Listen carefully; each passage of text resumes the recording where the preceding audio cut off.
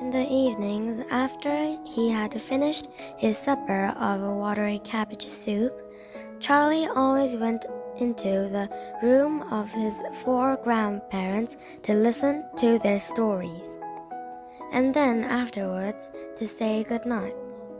Every one of these old people was over 90. They were as shriveled as princes and as bony as skeletons, and thought out the day until Charlie made his appearance. They lay huddled in their one bed, 2 at either end, with nightcaps on to keep their heads warm, dozing the time away with nothing to do. But as soon as they heard the door opening and heard Charlie's voice saying, "Good evening, Grandpa Joe and Grandma Josephine, and Grandpa George and Grandma Georgina," then all 4 of them would suddenly sit up, and their old wrinkled faces would light up with smiles of pleasure, and the talking would begin. For they loved this little boy. He was the only bright thing in their lives, and his evening visits were something that they looked forward to all day long. Often, Charlie's mother and father would come in as well and stand by the door, listening to the stories that the old people told, and thus, for perhaps half an hour every night, this room would become a happy place, and the whole family would forget that it was hungry and poor. One evening, when Charlie went in to see his grandparents, he said to them, "Is it really true that Wonka's chocolate factory is the biggest in the world?" "True?" cried all 4 of them at once. "Of course it's true. Good heavens! Didn't you know that? It's about 50 times as big as any other. And is Mr. Willy Wonka really the cleverest chocolate maker in the world?" "My dear boy," said Grandpa Joe, raising himself up a little higher on his pillow, "Mr. Willy Wonka is the most amazing, the most fantastic, the most extraordinary chocolate maker the world has ever seen. I thought everybody knew that." "I knew he was famous, Grandpa Joe, and I knew he was very clever." "Clever!" cried the old man. "He's more than that. He's a magician with chocolate.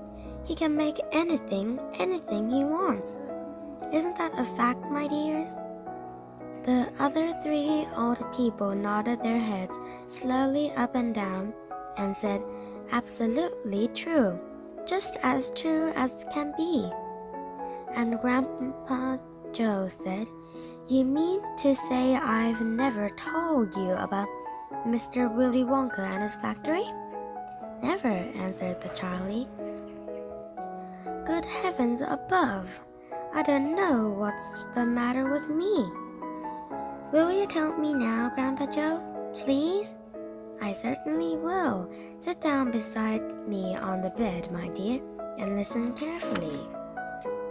Grandpa Joe was the oldest of the 4 grandparents.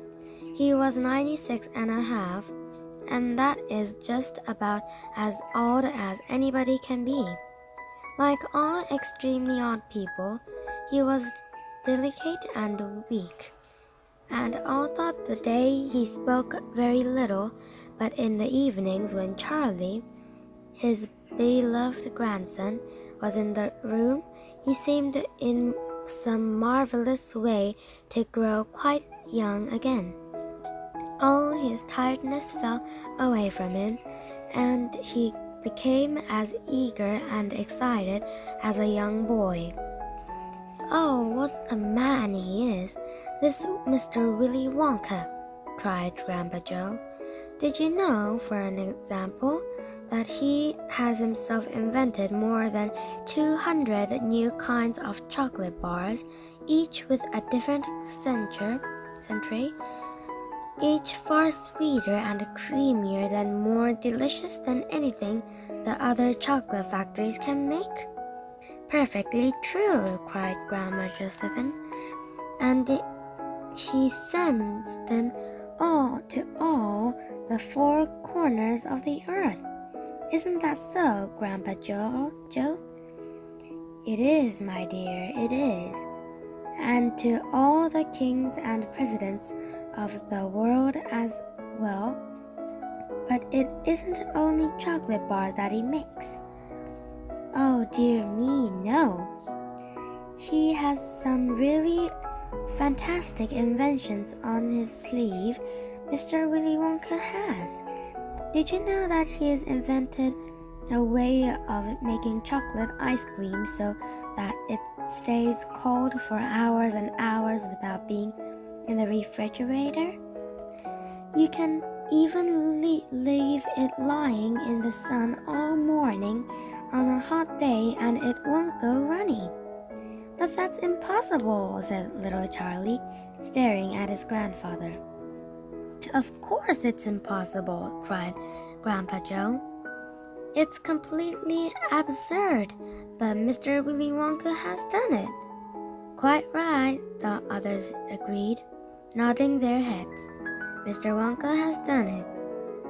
And then again, Grandpa Joe went on speaking very slowly now so that Charlie wouldn't miss a word.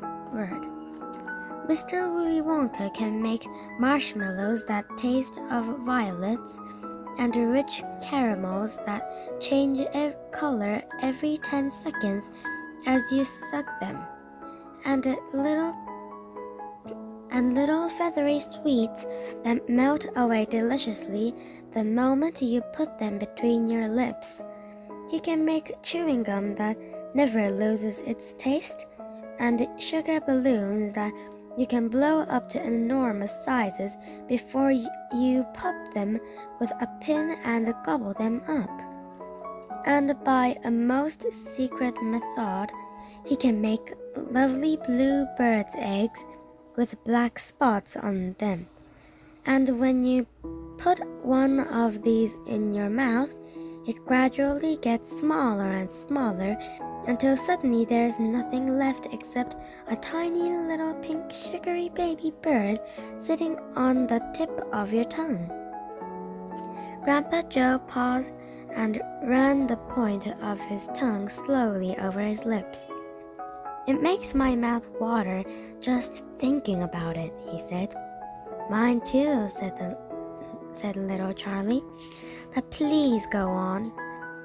While they were talking, Mr. and Mrs. Bucket, Charlie's mother and father, had come quietly into the room, and now both were standing just inside the door listening. Tell Charlie about that crazy Indian prince, said Grandma Josephine. He'd like to hear that. You mean Prince Pondicherry, said Grandpa Joe, and he began chuckling with laughter. Completely dotty, said Grandpa George. But very rich, said Grandma Georgina. What did he do? Asked Charlie eagerly. Listen, said Grandpa Joe, and I'll tell you.